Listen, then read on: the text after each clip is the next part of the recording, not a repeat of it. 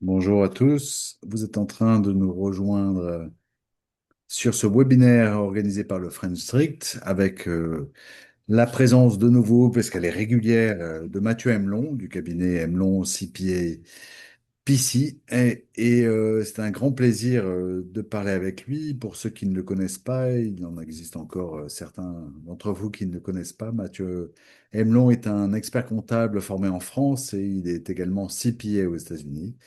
Il est spécialisé dans fiscalité transfrontalière et avec une expérience à Paris et à New York, notamment dans les Big Four. Il est membre actif du New York State Society of CPAs à New York, c'est-à-dire l'équivalent de l'ordre des experts comptables à New York, mais ce sont des CPA, c'est le titre. Il est ancien président du club et lauréat d'un prix en 2024 et il est auteur et formateur reconnu. Il accompagne des entreprises aux États-Unis et en France et notamment, comme je vous l'ai expliqué, de façon transfrontalière. Et là, aujourd'hui, on va parler avec Mathieu de fiscalité française, puisqu'il y a beaucoup de Français aux États-Unis, il y a beaucoup de Français en France, évidemment, mais ces Français aux États-Unis ont aussi des déclarations parfois à faire en France, et c'est l'occasion, vu que la saison est ouverte, d'en parler avec Mathieu. Enchanté, ravi de vous revoir, Mathieu. Ouais, merci pour cette présentation, hein, Romain. Euh, ouais, donc il y a pas mal de choses à couvrir aujourd'hui. Donc, habituellement, la loi fiscale française, la loi de finances, c'est comme ça qu'on l'appelle en France, est votée fin décembre pour effet effectif publié au JO pour que ce soit effectif, que ce soit applicable en 2025 pour les revenus 2025, les impôts des revenus en 2025 déclaré en 2026. Mais cette année, oui, avec les changements de Premier ministre et tout ce qui se passe avec le gouvernement Macron, la loi de finances a été votée uniquement en février, récemment, ce qui est vraiment inhabituel. Alors, moi, j'ai jamais vu ça. Je suis pas si vieux que ça, mais peut-être en 30 ans où j'étais étudiant, jusqu'à présent, j'ai jamais vu ça. Aucun gouvernement n'a voté une loi de finances à ma connaissance, en février, en fait, en 2026, pour effet rétroactif l'année d'avant. Donc, il y a pas mal de choses à couvrir. Il n'y a rien de nouveau, en fait, techniquement. Il y a, et généralement, en fait, bon, mais l'idée, c'est, le gouvernement essaie d'avoir plus de ressources pour financer, pour combler le déficit, en fait. Donc, on essaie de trouver des moyens de nous prendre de l'argent, à vous et moi. Euh, c'est, ce sont les nouveautés, en fait. Ouais. Donc, ben, nous, on est là, en fait. Donc, les professionnels sont là pour vous aider à éviter légalement que le gouvernement vous prenne votre argent, en fait. Ouais. Donc, et que vous soyez informés. C'est un webinaire un peu technique. Donc, on parle vraiment de fiscalité. On essaie de parler en des termes simples, mais c'est destiné, en fait, à un public de dirigeants, de sociétés, euh, high net worth individual. Donc les contribuables à haut revenu, euh, destinés à des cadres dirigeants. Donc c'est voilà, c'est vous informer en fait, vous informer pour que vous sachiez ce qui se passe et prenez des décisions de façon appropriée. Ouais. Pour démarrer en fait, Et je rappelle à tout le monde que vous pouvez poser des questions à la fin en appuyant notamment sur le bouton Q&A et vous rédigez vos questions et on les traitera à la fin si vous en avez. Voilà, pardon Mathieu. ouais, y a pas de souci. Ouais. Donc pour poser le débat en fait, on va essayons de voir de quoi on parle, hein. Mettons des quantifions en fait ce qui se passe. De façon quantitative, oui, en fait, les déclarations sur les revenus en France concernent plus de 41 millions de foyers fiscaux. Un foyer fiscal, ça peut être une personne seule, ça peut être un couple marié avec des enfants. Euh, et 18,6 millions en fait, de foyers payent l'impôt sur le revenu en France. Donc, sur les 41 millions qui déclarent leurs impôts, en fait, il y a moins de la moitié en fait, qui payent un impôt, hein. C'est une constance en France, hein. Donc, l'impôt, il y a des règles, des principes fondamentaux de l'impôt. Donc, un des principes fondamentaux, en fait, c'est une justice sociale, hein. Donc, les foyers à bas revenus, les personnes avec peu de moyens, en fait, sont appelées moins à contribuer à l'effort fiscal, social, sociétal, je dirais. Ouais. Les Français ont déclaré en 2000, au titre des revenus 2024, déclaré en 2025, un revenu total net déclaré a atteint 1 trillion d'euros, avec une progression de quasiment 5% par rapport au revenu 2023 déclaré en 2024. Ouais. Euh, on voit en fait que il y a une remontée graduelle du nombre de foyers imposés, donc entre 2020 et 2024. Donc, en 2020, en fait, pendant COVID-19, il y avait 17 millions de foyers qui étaient imposés, qui ont payé un impôt sur les 41 millions qui ont déclaré en 2024. Par exemple, il y a l'équivalent 2020, en fait, il y a plus 17, un peu plus de 17 millions, en fait, 18 millions qui ont payé un impôt. Mais on voit quand même qu'il y a quasiment 2 millions de plus de Français qui ont été amenés à contribuer à l'effort social, hein, entre 2020 et 2024. Ouais. Vous voyez, donc on passe de 17,9 millions de Français à 19,6 millions, ouais, en 2024. Ouais. Euh, sur les impôts sur le revenu établi sur avis, c'est-à-dire les gens qui ont effectué une déclaration et le centre des impôts a fait le calcul et vous envoyez en fait soit une facture d'impôt dû ou soit un avis de non-imposition. Oui, vous voyez, en fait, on a 92 milliards d'euros en fait de revenus déclarés en fait, impôt sur le revenu établi sur le rôle en 2024. Ouais. Alors, ce sont des données provisoires. Donc, on a la déclaration et statistiques 2025 concernant les revenus 2024, déclarés en 2025 sont toujours en cours. Ouais. Donc, en exécution, on voit, hein, donc on voit qu'en fait, bon, ben, l'effort, un peu comme aux États-Unis d'ailleurs, donc ce sont les particuliers qui contribuent le plus. En, donc, 88 millions d'euros collectés auprès de particuliers en 2024 par rapport à 57,4 milliards, je ne sais pas ce que j'ai dit, c'est 88 milliards collectés en 2024 auprès de vous et moi et auprès des sociétés, des entreprises. L'État a collecté 57,4 milliards. Donc, un peu comme aux États-Unis, donc on en a parlé au cours des 2 derniers mois. En fait, donc, ben, les contribuables contribuent plus à l'effort collectif que les entreprises, en fait. Ouais. Mais il y a des moyens, en fait, d'optimiser son impôt. Ouais. Donc, voilà, c'est c'est la réalité. Hein. Donc, parfois, il y a des contribuables qui critiquent la France, mais il y a des choses qui se ressemblent entre les deux pays. Ouais.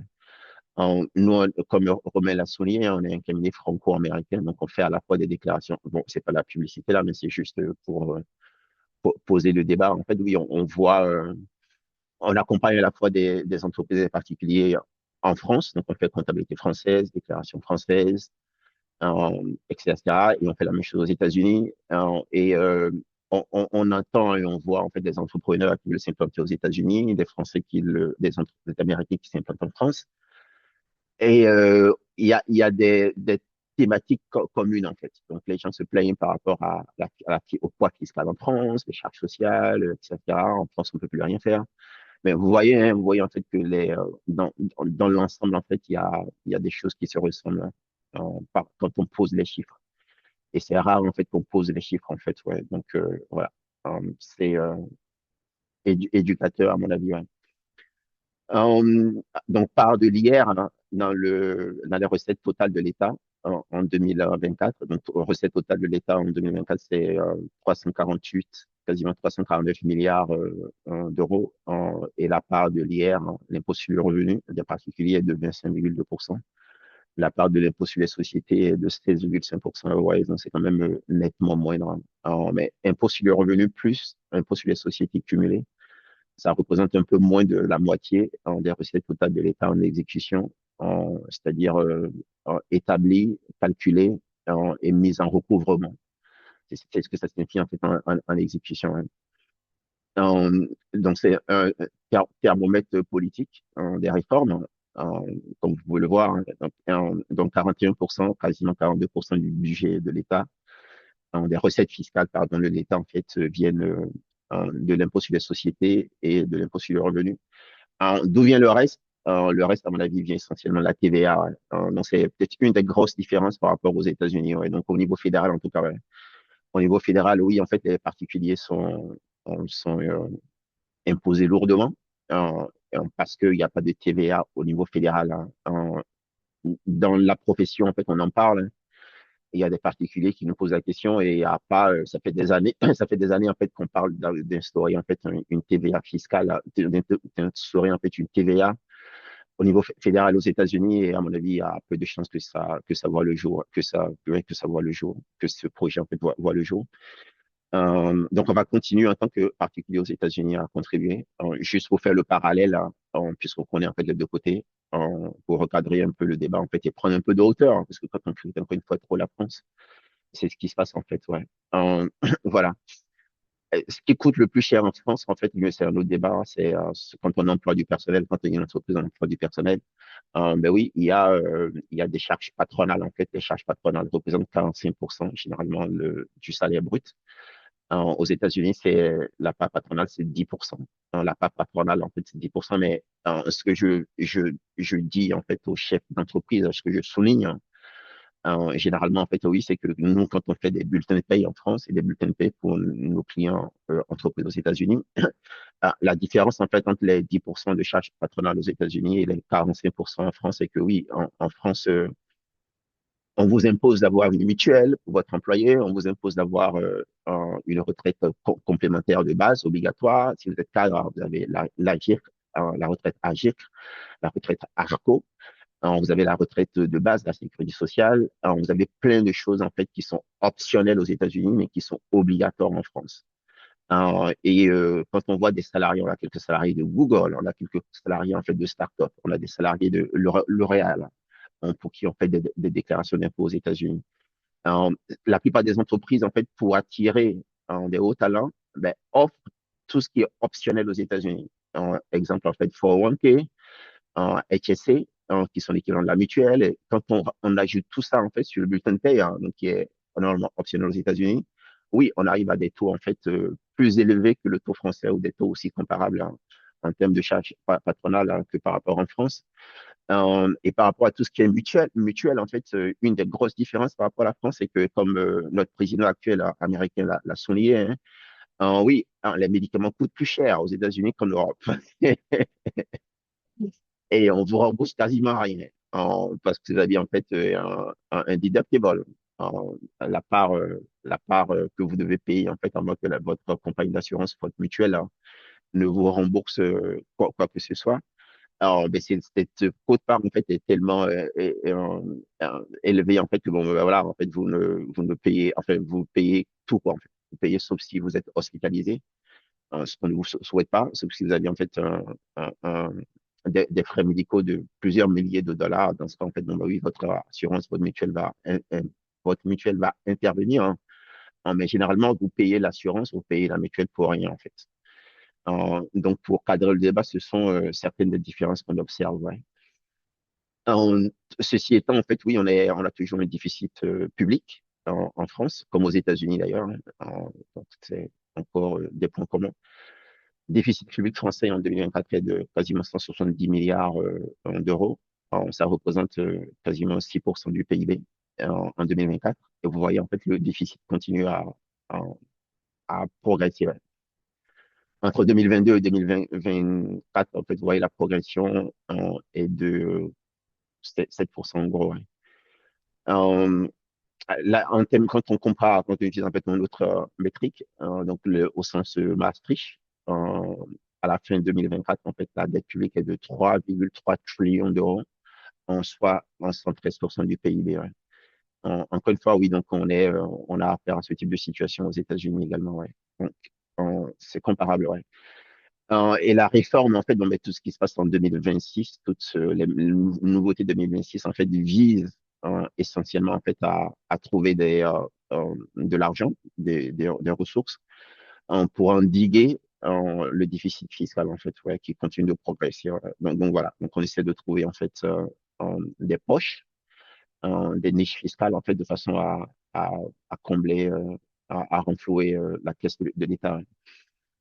Euh, donc, trois moteurs dominent la loi de finances en 2026, à la fois pour les entreprises que pour des particuliers.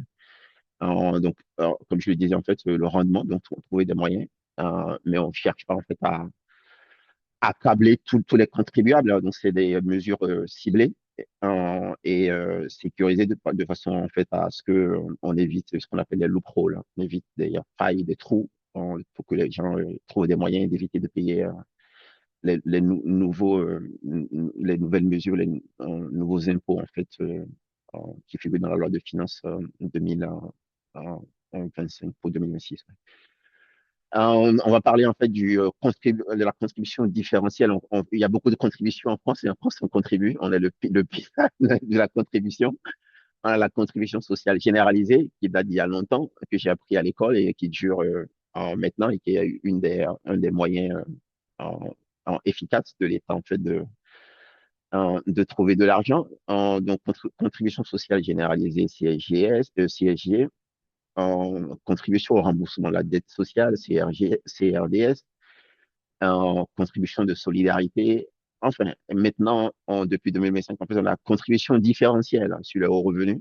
Donc, malheur à vous si vous êtes en haut revenu. Et avant ça, en fait, oui, on avait contribution, une autre contribution CEAH, un CEAHR.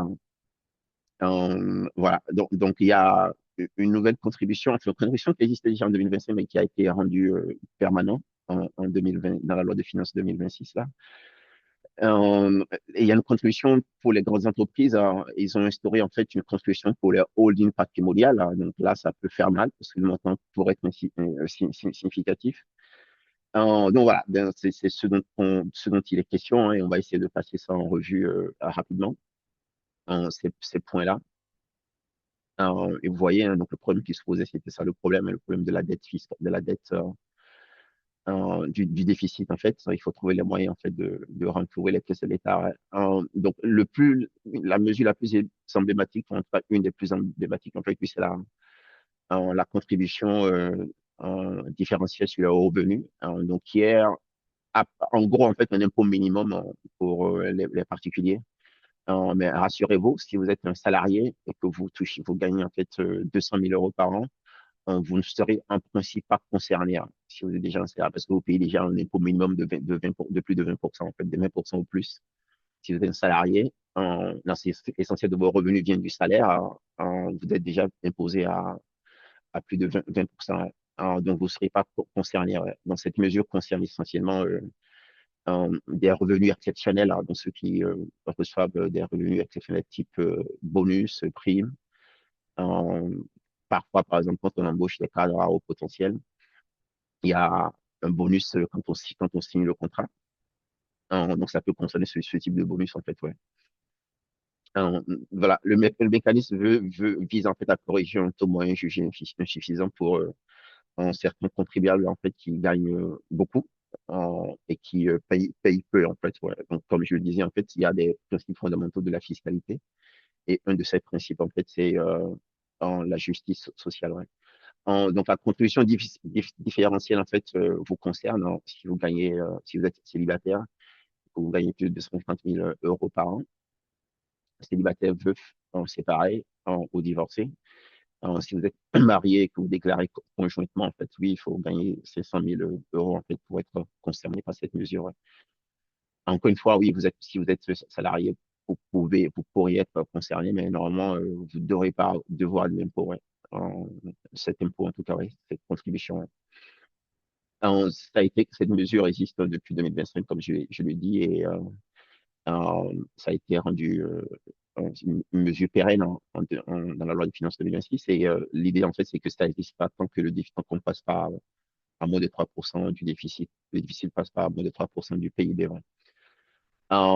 Les étapes, dans les grandes lignes, oui, en fait, il faut calculer un revenu en différentiel qui est 20% du revenu en fiscal de référence ajusté. Euh, à rajouter certains montants, le CEHR dont j'ai parlé, l'impôt sur le revenu, ajouter 1500 par personne à charge, déterminer le montant que vous devez et comparer ça par rapport à votre impôt sur le revenu de base. Ouais, donc, de façon pratique, en supposant que vous gagnez en fait votre revenu fiscal de référence au titre de 2025 est de 600 000 euros, ce que je vous souhaite. Normalement, votre impôt, et à supposer que votre impôt théorique en fait de 120 000 euros, Votre impôt théorique, la CD en HR théorique est de 120 000 euros.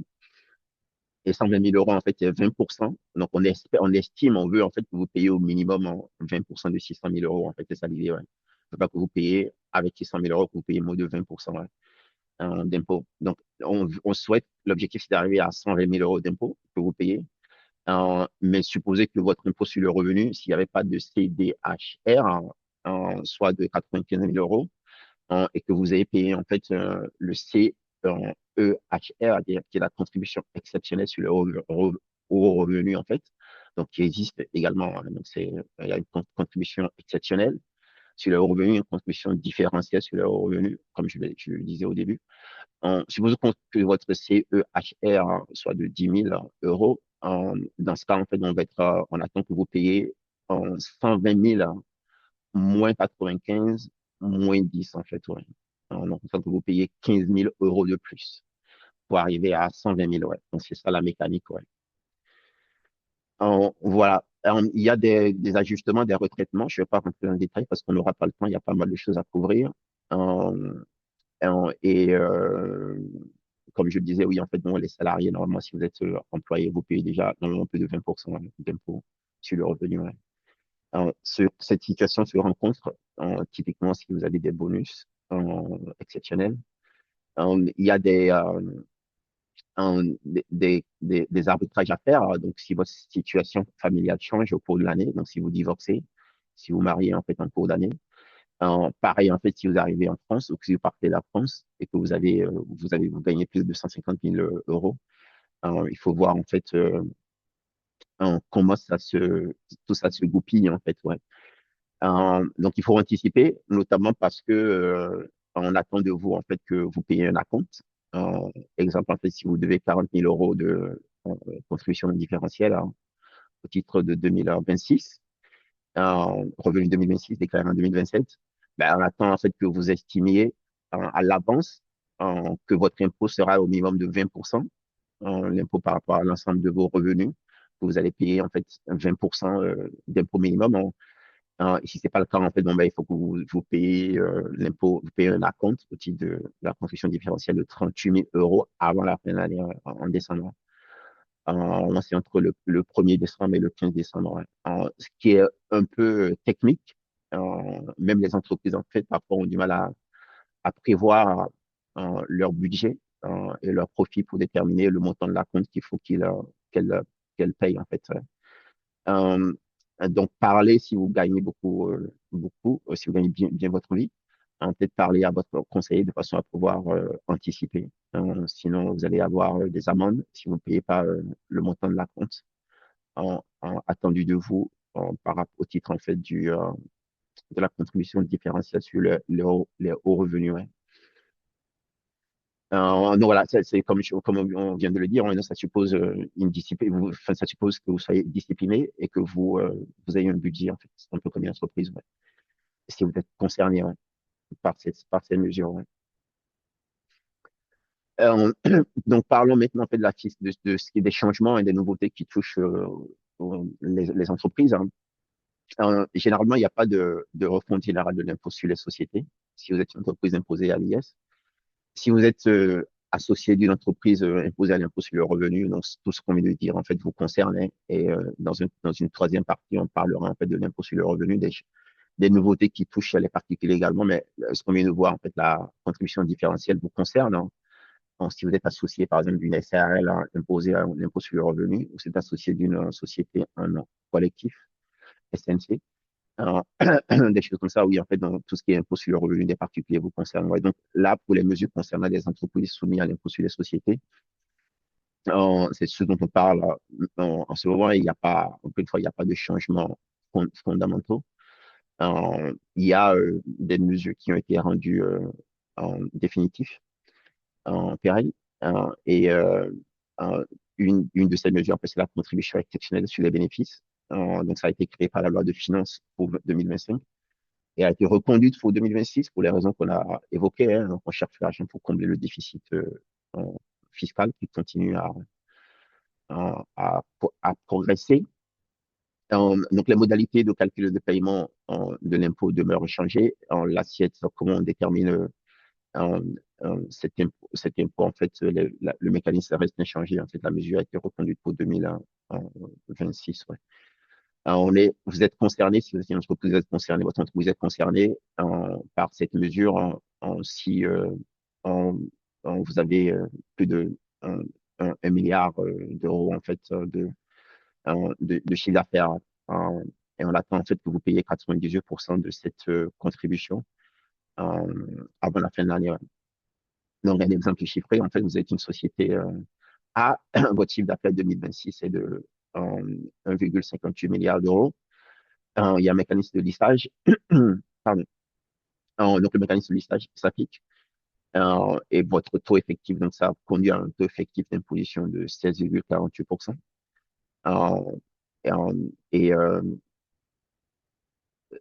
le message essentiel ici, en fait, le seuil ne se lit jamais de façon binaire, en fait. Ouais.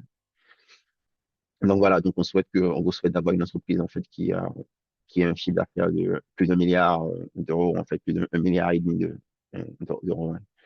Ouais. Donc, c'est pas tout le monde, hein. Et comme on vient de le voir, en fait, au tout début, en fait, pour poser le débat, vous voyez bien, en fait, que les particuliers payent déjà plus que les sociétés imposées. Hein. L'impôt sur les sociétés contribue déjà plus à l'effort commun alors que les sociétés sont mises à l'impôt sur les sociétés. Donc, c'est pour ça que le gouvernement, en fait, le législateur plutôt, en fait, essaie de trouver des moyens pour les faire contribuer de plus en plus. Ouais. En- les types de participation, donc, il y avait un débat technique sur l'utilité de créer, l'opportunité de créer, en fait, un sous-compte du point de vue comptable hein, pour les titres, en fait, les titres de participation que vous détenez pour plus de 2 ans. Parce qu'il y a un régime fiscal, euh, il y a un régime fiscal en fait privilégié pour ces titres-là. Et pour éviter toute ambiguïté en termes de contrôle fiscal, la question se posait de la documentation fiscale, de la classification fiscale de ces comptes-là. Euh, ça a été ça a été rendu, la question a été tranchée. Donc oui, un sous-compte comptable est nécessaire. La loi de finances, en fait, a réglé ce point-là, en fait. Ouais. Exemple, en fait, pratique par rapport à la mécanique de calcul de l'impôt sur les titres de participation que vous détenez pour plus de 2 ans. Euh, Ces titres, en fait, ouvrent droit au régime mère-fille. Hein, et comptablement, oui, en fait, il faut les comptabiliser dans un sous-compte qui s'appelle un titre, un TRPL, un PVLT. Pour plus-value à long terme, ils bénéficient du régime de plus-value à long terme, en fait, qui est un régime favorable par rapport au régime de droit commun. Donc, après de 2 ans de détention, on bénéficie de ce régime-là. Pour les titres, la session bénéficie du régime de long terme. Euh, et euh, la loi de finances, en fait, ça offre une sécurité juridique par rapport à la classification comptable. Intérêt versé, donc si vous avez des entreprises et vous avez plusieurs, vous êtes dirigeant ou actionnaire de différentes de sociétés, en fait, de plusieurs sociétés en fait qui sont liées, sociétés sœurs, sociétés mère-fille. Euh, Parfois, ce qui se passe, c'est que en fait, entre sociétés, on se prête de l'argent. Il y a des règles en fait par rapport au taux d'intérêt euh, que vous servez, que l'entreprise qui emprunte, la société sœur, la société mère qui emprunte de l'autre entité. Il faut qu'elle facture les intérêts en fait. Il y a un intérêt minimum à facturer. Donc, c'est la loi de fiscale, la loi de finances a apporté une nouveauté. En fait, cette nouveauté, c'est que oui, en fait, le taux de marché peut être utilisé comme taux, en fait. Donc, normalement, il faut utiliser le taux moyen interbancaire, donc le taux moyen auquel, en fait, les banques prêtent. C'est la règle de base, en fait, ouais. Donc, le taux utilisé pour déterminer les intérêts que vous servez si vous prêtez de l'argent à une société liée, en fait. Euh, et la nouveauté, en fait, c'est que oui, en fait, on peut utiliser le taux de marché, en fait, ouais, donc qui est un peu différent un peu du TMP, en fait, du taux moyen interbancaire. Euh, L'autre nouveauté, en fait, c'est oui, en fait, les associés minoritaires, en fait, peuvent bénéficier de cette mesure-là également, hein. Donc, si vous n'êtes pas majoritaire, et, de la société, en fait, qui prête, oui, on peut utiliser, en fait, le taux de marché également si vous êtes associé minoritaire d'une entreprise pour vous faire, pour bénéficier, en fait, de l'argent que vous avancez à l'entreprise, dans laquelle vous êtes minoritaire. En- Ce dispositif corrige en fait quasiment, on pourrait dire en fait une injustice, parce que les associés minoritaires ne bénéficiaient pas de cette mesure-là avant. Bon, après, il y a des politiques internes et les règles de politique interne, les jeux de politique qui veulent qu'il faut que vous puissiez, en tant que minoritaire, imposer votre voix ou faire votre voix entendre, hein. Ça, c'est un autre débat, hein, mais en tout cas, vous avez la possibilité euh, de demander à vous faire à bénéficier en fait du taux de marché par rapport aux prêts que vous accordez, hein. Si vous êtes minoritaire et que vous accordez des prêts à des entreprises liées. Les navires verts bénéficient d'un suramortissement renforcé. Donc, c'est des mesures ciblées, hein. Donc, comme vous disiez, en fait, c'est pas des mesures. Les nouveautés, en fait, ça s'applique pas à tout le monde. Ça s'applique à des gens à haut revenu, ça s'applique à des entreprises imposées à l'IS qui ont un chiffre d'affaires énorme, hein, de plus de 1,5 milliard, etc. Ici, en fait, il y a des considérations écologiques. Euh, Si pour faire le parallèle par rapport aux États-Unis, oui, en fait, je crois que c'est pas méchant de dire de façon objective et enfin tout le monde sera d'accord, hein, de façon objective que les républicains, l'administration actuelle, en fait, a moins pense moins à des considérations, n'a pas beaucoup de considérations écologiques. En tout cas, dans l'équivalent de la loi de finances, les mesures ont voté aux États-Unis en juillet 2025, quand ils sont arrivés au pouvoir, la nouvelle administration est arrivée au pouvoir. D'ailleurs, ça a été le contraire, hein, vraiment pour enfoncer un peu le clou, parce que tout ce que les républicains, tout ce que les démocrates avaient voté comme mesure écologique, tout ça a été arrêté. Et dans le cadre en fait de nos webinaires, hein, on en a parlé en fait. Je crois que c'était en novembre, on a parlé des mesures, des trucs et astuces, Tout à pour fait. réduire vos impôts avant la fin de l'année 2025. Et c'était par exemple que si vous avez des travaux à effectuer, des travaux écologiques, hein, donc si vous voulez avoir des panneaux verts, des panneaux solaires, ou installer des équipements écologiques dans votre maison, ben, faites-le avant la fin de l'année, parce que voilà, si vous avez jusqu'à la fin de l'année pour les mesures qui perduraient pour bénéficier de la réduction d'impôts, hein.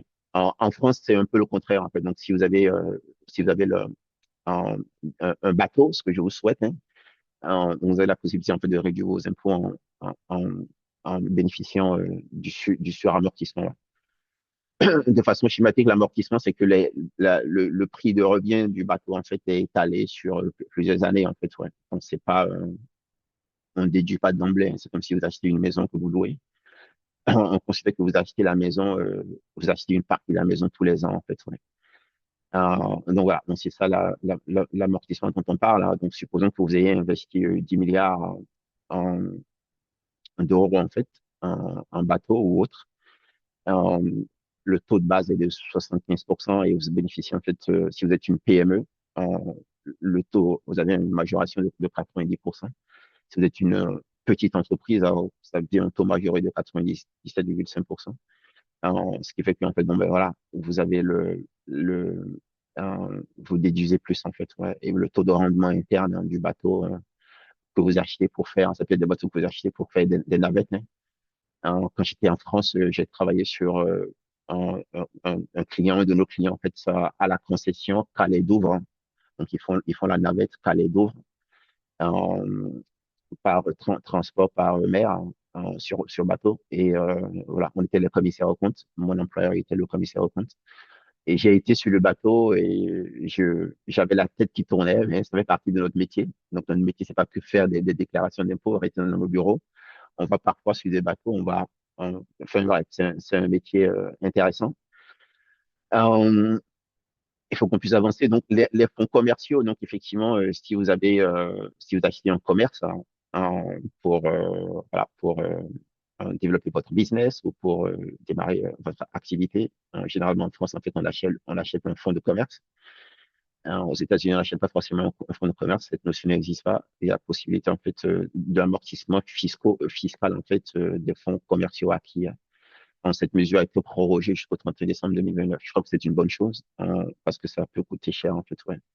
On a des entrepreneurs qui vivent, qui ont déjà une commerce en France et qui veulent venir aux États-Unis, qui disent oui, voilà. Ce qui est intéressant aux États-Unis, c'est que je dois pas mettre il y a pas de mise de fonds initiale importante.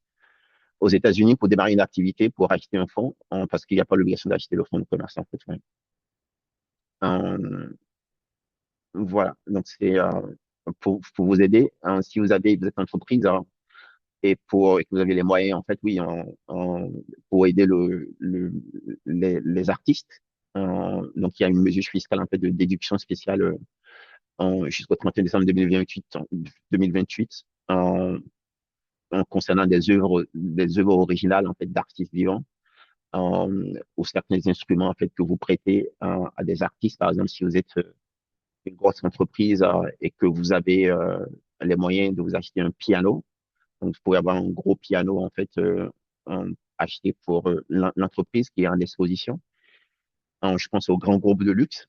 Parfois, ils achètent des objets d'art en exposition pour, en- en- pour dans le cadre en fait des opérations de marketing bon temporairement en fait de façon exceptionnelle vous pouvez prêter ces œuvres d'art pour des expositions vous pouvez prêter des pianos à des artistes pour un concert hein. Et il y a des incitations fiscales en fait qui vont avec. Ouais, donc c'est ça l'idée. Ouais. En- il y a quelques années, en fait, il y a eu des émeutes en France, malheureusement, et depuis lors, en fait, bon, ben, les compagnies d'assurance ont été mises à contribution. Mais pour les aider, en fait, ben, il y a eu, elles ont le droit en fait de constituer des provisions, les compagnies d'assurance de constituer des provisions. En 2026, en fait, on a rajouté à la liste des provisions que ces compagnies d'assurance en- peuvent comptabiliser et déduire fiscalement des provisions pour un risque lié aux émeutes. C'est quand même rare. Hein. Je pense pas qu'on ait ça aux États-Unis. Ouais. Mais bon, les campagnes de réassurance sont aux États-Unis. En France, aux États-Unis, on a les tornados. On a ça, les ouragans, mais il n'y a pas de provision. Donc, je connais pas trop le domaine des assurances, hein, des compagnies d'assurance. On n'a pas de clients dans ce domaine, mais quand j'étais en France, oui, on en faisait. Et la provision, en fait, il y en a beaucoup. C'est le domaine essentiel hein, quand on audite une compagnie d'assurance. On a audité, par exemple, une filiale. J'ai audité, par exemple, une filiale du Crédit Agricole. Accès assez rare. Bon, bref, en provision 2026, en fait, la compagnie d'assurance, on a la possibilité de passer une provision pour émeute qui est déductible fiscalement, ça signifie qu'elle paierait moins d'impôts. Ouais. Attention, en fait, il faut que que l'Europe, en fait, l'Union européenne valide la mesure. Hein. Il faut que pour que cette mesure devienne effective, il faut que s'il y ait un décret d'application de la loi. L'idée, en fait, c'est que ça pourrait être vu comme une aide d'État. Ouais. Donc, voilà, euh, pour que la concurrence, en fait, entre États soit équitable, soit fair, il faut que ça passe par le filtre du législateur européen. Ouais. Pour les particuliers en fait qui vivent à l'étranger, qui vivent aux États-Unis et qui ont la location en France, on a beaucoup de clients qui sont dans ce cas-là. On a des Américains également en fait qui ont un pied à terre en France et qui louent le pied à terre pendant qu'ils sont pas en vacances en France. La question s'est toujours posée, hein, un point important qui concerne peut-être l'essentiel de notre auditoire. Euh, la question, la plupart en fait sont soumis. Donc, si vous avez une petite maison que vous avez en location, vous bénéficiez du régime micro-BIC en général, hein, ou du régime foncier, si vous louez nu, etc. On ne sait pas si on bénéficie du régime loueur meublé non professionnel ou pas en fait. Donc, la loi a clarifié en disant, tiens, pour déterminer le seuil de revenu, il y a des règles. Hein. Et une des règles, en fait, c'est oui, il ne faut pas que le revenu de location soit votre revenu principal. C'est ça l'idée, en fait. Donc, si vous faites la location d'un appartement, vous avez en location un appartement en France, il ne faut pas que l'appartement, en fait, soit l'essentiel de vos revenus. Donc, si vous êtes employé aux États-Unis et que vous touchez des revenus de location de 24 000, disons 20 000 euros en France, est-ce qu'on tient compte de votre salaire? Vous n'avez pas de salaire en France. vous avez un salaire aux États-Unis. Pour les Français, en fait, qui sont employés en France et qui ont de la location, on tient compte de leurs revenus en France pour déterminer, en fait, si le loyer représente l'essentiel de leurs revenus ou pas. Et la réponse est évidente. La réponse est non. Donc, elles peuvent louer ces personnes, ces contribuables français qui sont employés en France, bénéficient sans ambiguïté, en fait, du régime professionnel et le reste, en fait. Pour les salariés qui sont aux États-Unis, les expatriés qui sont aux États-Unis, qui ont la location en France, oui, normalement, en fait, on ne doit pas tenir compte de leur salaire aux États-Unis en dehors de la France. Que vous soyez français et que vous viviez au Canada ou en Chine, c'est pareil, en fait. La loi de finances pour 2026 a clarifié ce point-là. En fait, normalement, on doit tenir compte de vos revenus à l'étranger, ce qui est une bonne chose, hein. Nous, on le faisait déjà pour nos clients, mais parce que j'ai fait du droit et que on tient compte de l'esprit de la loi, en fait, ne raisonne pas comme un comptable pur, hein. Mais cette clarification, en fait, elle a bienvenue, parce que les choses, les règles sont claires maintenant, hein. Donc voilà, prenez-en note. Vous êtes, et si vous nous écoutez et que vous allez à la location, en fait, en France, ouais. Les seuils, en fait, de micro-BIC, etc., micro-BNC ont été revalorisés, ouais. Je pense que vous pouvez retrouver ces informations facilement, ouais. On a des clients qui nous posent ces questions, hein. On a par exemple des clients qui sont salariés expatriés aux États-Unis, qui ont des blogs en ligne et qui perçoivent des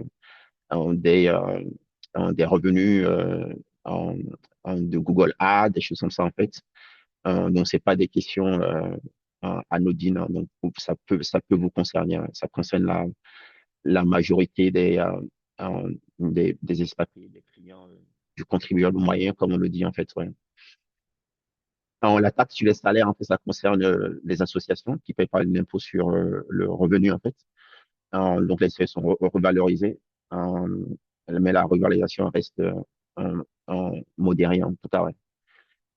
OBSL, en fait, c'est organisme à but non lucratif, ouais. Euh, Nouvelle taxe sur les holdings patrimoniales, en fait, c'est un point important. Si vous avez des revenus passifs, enfin, vous avez des investissements, en fait, qui rapportent énormément. Donc, vous avez des investissements, de gros investissements, des portefeuilles d'actions ou des bateaux en location, des choses comme ça. Donc, ça vous concerne, hein, et ça peut faire mal. Donc, ils appellent ça la loi crée une taxe sur les actifs non professionnels. Donc, c'est tout ce qui n'est pas lié des revenus que vous générez en fait non pas à la sueur de votre fonds. Donc, c'est des revenus, encore une fois, d'investissement ou de location. Euh, c'est une mesure innovante qui peut faire mal, encore une fois, parce que ça vous concerne. Si vous avez un patrimoine de plus d'au moins 5 milliards d'euros, et que vous avez sur ce patrimoine de 5 milliards d'euros, en fait, euh, plus de la moitié concerne des investissements type bateau en location ou actions de société ou investissement dans des sociétés privées, je suis actionnaire majoritaire, etc. Donc voilà. Et que vous êtes une personne physique, vous êtes un particulier ou un cercle de famille, on a des SCI de famille ou des sociétés civiles de famille, et vous détenez plus de la moitié en fait de ces actifs qui génèrent des revenus, et la moitié de ces actifs en fait sont des actifs qui génèrent des revenus sans que vous ayez à travailler. C'est ça l'idée, ouais. En- Si vous êtes à l'étranger, si vous avez des sociétés à l'étranger, ces sociétés rentrent dans le périmètre des actifs en question, ouais. Donc, encore une fois, oui, prenez note. C'est une mesure importante, c'est une nouvelle loi, et ça peut vous coûter de l'argent, ouais. Parce que le taux de la taxe est de 20%, ouais. Euh, voilà, donc c'est véhicules non professionnels, yachts, bijoux, vin, alcool. Euh, S'ajoute à cette liste, en tout cas, en supposant que vous ayez des actifs, des biens, les actifs en fait, c'est bien, vous avez un patrimoine de 12 milliards d'euros, ce que je vous souhaite, et sur les 12 milliards d'euros, en fait, 65% des 12 milliards, 65% du patrimoine, en fait, génère constitue, en fait, un, un actif que vous n'avez rien à faire, en fait, et vous touchez de l'argent. Euh, et qu'il y a un contrôle fiscal, un contrôle, vous détenez, vous et votre famille, vous seul, en fait, pour votre famille, vous détenez 80% des 12 milliards. Euh, un exemple, en fait, d'actifs, non, ben, des yachts, des yachts, des logements de jouissance inclus, c'est-à-dire on a une résidence secondaire, etc. Euh, vous devrez 20% de, euh, des 65% hein, des 12, des 12 millions. Donc, je pense que ce soit 4 millions, donc vous devez 20% de 4 millions. Donc, vous avez 800 000, en fait, 800 000 euros, en fait, d'impôts avant ajustement, juste parce que vous avez un patrimoine, en fait, vous et votre famille, hein, vous avez un patrimoine de 12 millions d'euros et que l'essentiel de ce patrimoine, en fait, donc, ben, génère des revenus sans que vous ayez à bosser. Ouais. Euh, si la holding est étrangère, la taxe est supportée par, et que vous avez par exemple une holding aux États-Unis et que vous vivez en France, euh, voilà, donc vous vivez en France, en fait, vous êtes soumis à la taxe, en fait. Donc, les personnes qui sont soumises, qui sont fiscalement domiciliées en France et qui ont des sociétés, en fait, en dehors de la France sont soumises à cet impôt-là, à cette taxe-là. Mais il y a un plafonnement de façon à ce que les gens ne fuient pas la France. Ouais. Alors, il y a eu des mesures également, hein, donc de façon à, comme le disait un peu plus tôt, donc de façon à éviter que des optimisations fiscales qui vident la loi de son sens là. Ouais. Donc, prenez-en note et si vous êtes concerné, parlez-en à votre conseiller. Ouais. Donc, clause anti-abus prévue par le législateur et le comité de l'abus de droit fiscal peut être saisi en fait en fonction des schémas d'optimisation fiscale. Ouais. Il y a quand même dans cet environnement grisé, hein, où tout est noir, où on essaie de prendre l'argent à gauche et à droite, en fait. Il y a quand même des crédits d'impôt et des incitations fiscales. Il faut un équilibre. Hein. Euh, voilà, bon, tout ce qui est crédit d'impôt au titre des investissements en faveur de l'industrie verte, comme on le disait un peu plus tôt. Hein. Donc, il y a des incitations pour sauver la planète. Euh, donc, pensez-y.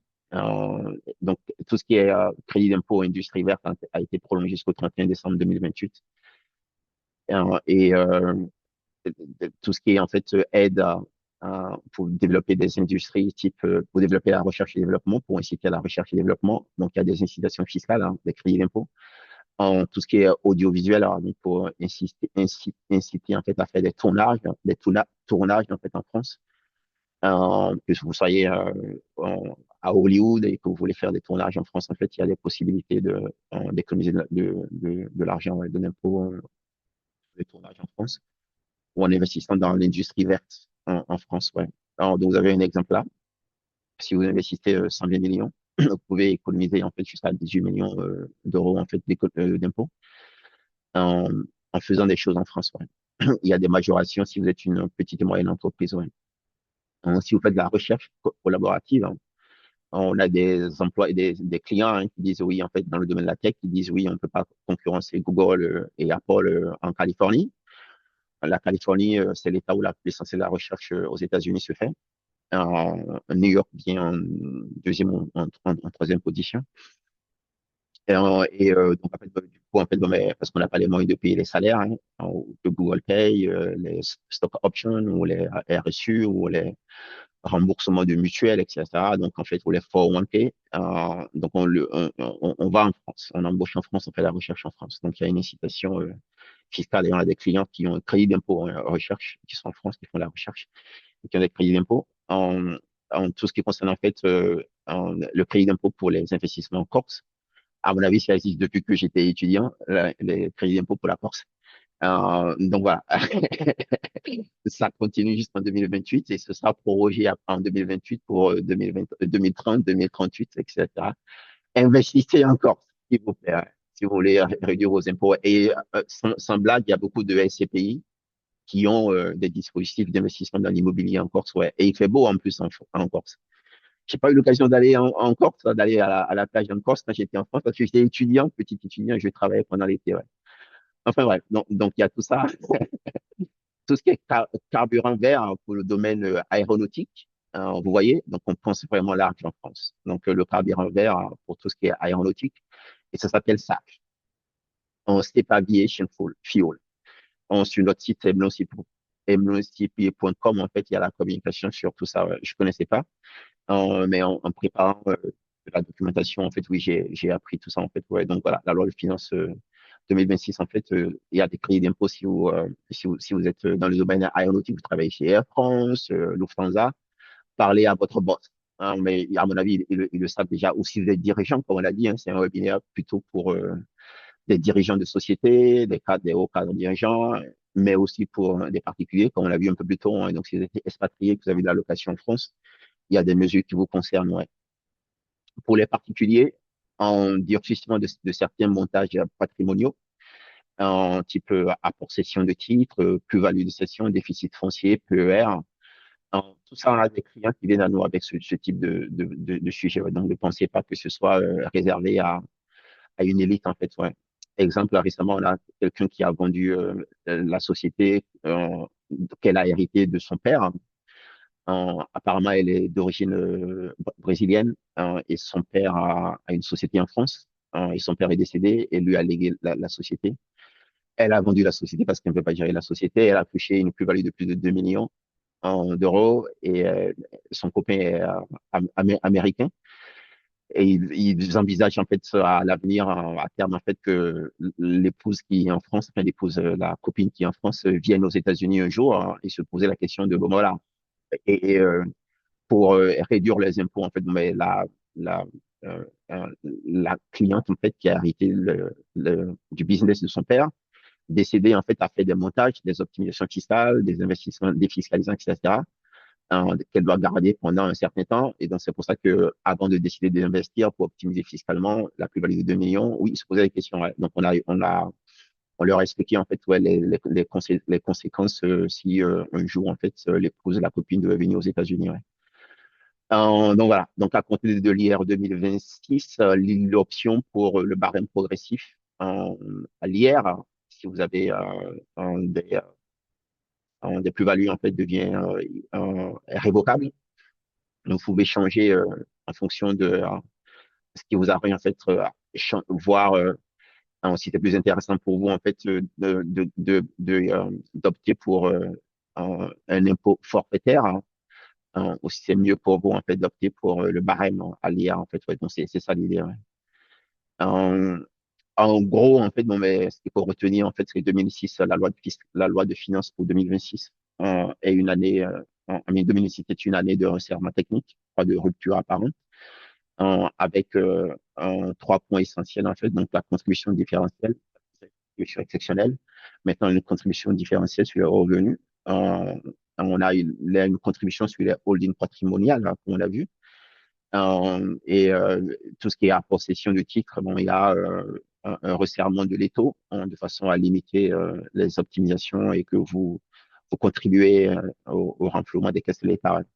De l'autre côté, oui, tout ce qui est un préservement de l'environnement, sauver la planète, ou que ce soit en fait la recherche et développement, l'innovation, qui crée de l'emploi, pour qu'on puisse continuer en fait à améliorer nos conditions de vie, tout en ayant plus de ressources, hein, parce que si vous êtes une société, vous faites de la recherche et développement et que vous innovez, on a le Apple de demain, hein, que ce soit en France ou aux États-Unis, oui, donc ça, on connaît tous en fait les bénéfices et les inconvénients quand on utilise mal en fait les smartphones, les iPhones et le reste, etc. Donc voilà. Donc Apple contribue en payant des impôts, crée des emplois, etc. Donc l'innovation, recherche et développement, c'est pour ça qu'il y a des crédits d'impôt pour encourager à continuer en fait à encourager à la recherche et développement et tout ce qui est immobilier ciblé, enfin les mesures vivant l'immobilier ciblé. Donc, on a parlé des investissements en Corse, mais qui existent depuis très, très longtemps, en tout cas de ce que j'en sais, ouais, hein, parce que j'ai appris tout ça à l'école, ouais, et ça existe encore aujourd'hui. Ouais. Euh, voilà, et il faut documenter. tout ce que vous faites comme optimisation fiscale, en fait, il faut documenter, il faut être sûr de ce que vous faites. Est-ce que c'est autorisé? Est-ce que c'est légal, en fait? C'est dans ces cas, dans en fait, que nous, on conseille nos clients parce qu'on est une profession réglementée. On a fait un webinaire, notre dernier webinaire, je sais pas si c'était en février, on a parlé du fait qu'aux États-Unis, il n'y a pas de monopole pour tout ce qui est conseil fiscal, déclaration fiscale. Il faut pas être expert comptable CPA pour rendre ce type de prestation. Et donc, on disait notamment, faites attention à qui vous parlez, en fait. Ouais. Donc, si vous faites conseiller par votre conseiller financier, on a un client américain dont le conseiller financier dit des choses qui ne sont pas forcément vraies. Et la cliente vient à nous, on dit non, c'est bon, ne vous inquiétez pas, en fait, tout est bon. Donc voilà, faites attention à qui vous parlez, parce qu'après, il faut que ce soit défendable et documenté en cas de contrôle fiscal. Et une des choses que je dis à nos clients américains qui doivent déclarer l'impôt en France, c'est qu'en France, oui, en fait, les impôts ne sont pas sous-staffés. Ils ont du personnel, ils licencient pas, ils font pas des plans sociaux.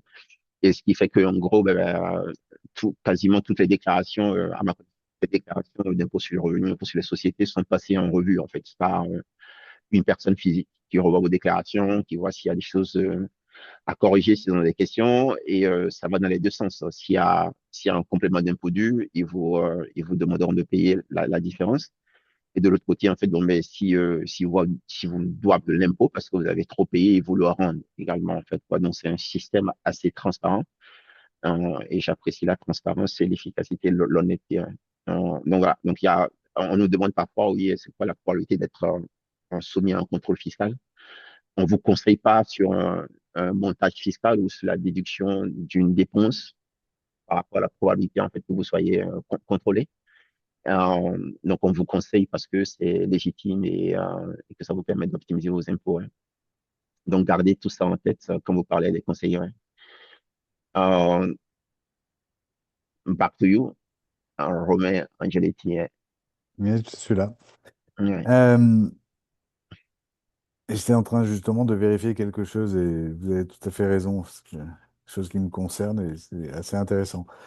Euh, Mhm, Bah, c'était passionnant, c'était une fois de plus complet. mhm, Je rappelle à tout le monde que si vous avez des questions, j'en ai vu une passer, mais en général, il y a peu de questions avec Mathieu parce que la couverture est tellement large et détaillée qu'il y a peu de questions. Mais si mhm, vous avez une question, on vous laisse encore une minute ou deux pour la poser. Vous appuyez sur le bouton Q&A.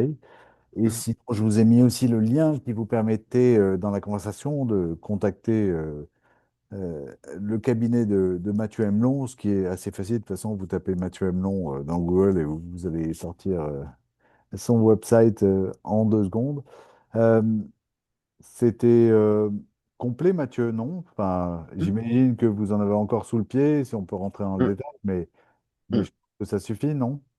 Ah oui, oui, ça suffit, on est dans les temps. C'est surtout par rapport au temps, mais voilà. Donc, s'il y a des questions, I'm Enfin, happy to answer any questions. So, s'il y a des questions, oui, on est là pour essayer d'apporter les précisions qu'il faut. Hein. Et donc, c'est un peu technique aujourd'hui par rapport à ce qu'on faisait, ce qu'on a fait jusqu'à présent, parce que c'est la loi de finances, mais bon, on essaie de rendre ça digeste. J'espère que ça a ouais. été. Ouais. Et puis, on va se retrouver le mois prochain pour un nouveau webinaire sur un autre Hum, sujet. hum, Euh, Paul Tecker avait une question, mais je lui ai proposé de poser la question. Euh, alors, on a une question pratique. Il y a hum, quelqu'un qui nous dit, je n'ai pas pu regarder le webinaire. Y a-t-il un replay? Oui, il va y avoir un replay comme tous les webinaires organisés par le Funstrict. hum, Donc, ce replay sera disponible sur notre chaîne YouTube, la chaîne du Funstrict. hum, Vous pourrez aussi la voir sur notre site internet, évidemment. Et hum, peut-être que aussi Mathieu vous l'enverra hum, lorsque la vidéo sera prête, ce qui hum. prend en général 24 heures. OK. Euh, voilà. Mais sinon, pas de questions techniques. Merci beaucoup Mathieu. Je crois, on Hum, pense qu'on peut libérer tout le monde. OK. Et encore, Merci. euh, et encore bravo pour ce webinaire particulièrement bien présenté, organisé, structuré. Et puis, j'ai hâte de savoir quand même un peu plus d'informations sur ce que vous faisiez sur le bateau en tant qu'apprenti expert comptable. Mais Ouais. Ouais, c'est la vie de l'expert comptable. Bon, les gens, généralement, on ne savent pas notre métier, donc il faut qu'on fasse un travail de communication, un meilleur travail de communication. Mais bon, voilà, donc on va où se trouve, on dit en général que dans toute organisation, là où il y a des humains, là où il y a une communauté d'humains, en fait, il y a un comptable. Alors, que ce soit au niveau de la petite association, jusqu'au gouvernement, donc gouvernement fédéral américain, donc il y a des comptables. Voilà, les hôpitaux, là où il y a dans toute organisation humaine, en fait, il y a un comptable. Ouais. Donc, voilà, donc je me rappelle de mes expériences, je ne pensais pas en parler aujourd'hui, mais oui, c'est des souvenirs d'il y a quelques années où. Mais c'est loin, hein. Moi, je vivais à Paris et donc on prenait la voiture voilà, pour aller au nord de la France parce que le client se trouve là-bas et donc voilà, en fait. Donc voilà. Hum. Mm. Bon, maintenant vous avez bougé un peu plus loin parce que vos bureaux sont à New York et Ouais, ouais, ouais, ouais. vous faites partie des rares CPA qui sont en plus francophones et qui sont en Hum, plus diplômés de l'expertise comptable en France. Il n'y en a pas beaucoup. Et évidemment, pour les Français aux États-Unis, c'est particulièrement précieux parce que on a forcément un pied fiscal aux États-Unis et un pied fiscal en France. hum, C'est important d'avoir un comptable, on va dire, au sens large, qui soit capable de connaître les deux fiscalités. hum. Je vous propose qu'on se laisse, Mathieu, et qu'on libère tout OK. le monde. Hum. Donc, merci à tout le monde. Merci Romain pour euh, Merci, ouais, l'accompagnement. merci à vous, Mathieu. Au OK. revoir. Merci, bonne journée. Au revoir.